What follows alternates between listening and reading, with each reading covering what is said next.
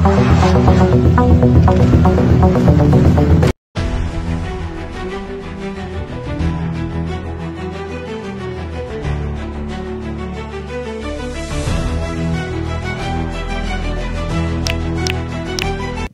ভূগর্ভস্থ ফর্দো পারমাণবিক স্থাপনা ধ্বংস করা প্রায় অসম্ভব।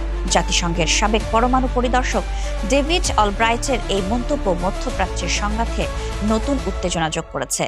কেন এত কঠিন এই স্থাপনা ধ্বংস করা? চলুন জেনে নেই বিস্তারিত।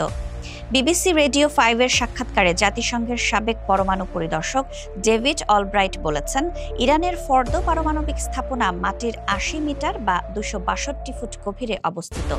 এটি ধ্বংস করা অত্যন্ত কঠিন। তিনি জানান, ইরাকের গোপন পরমাণু কর্মসূচি পরিদর্শনের অভিজ্ঞতা তাকে এই ধরনের স্থাপনার জটিলতা বুঝতে সাহায্য করেছে।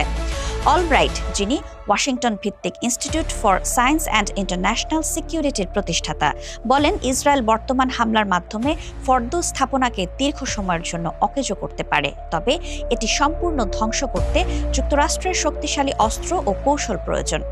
ইরান এই স্থাপনা তৈরি করেছে তাদের পরমাণু কর্মসূচির অংশ হিসেবে। এটি এমনভাবে নির্মিত যে সাধারণ হামলায় ক্ষতিগ্রস্ত হওয়ার সম্ভাবনা খুবই কম।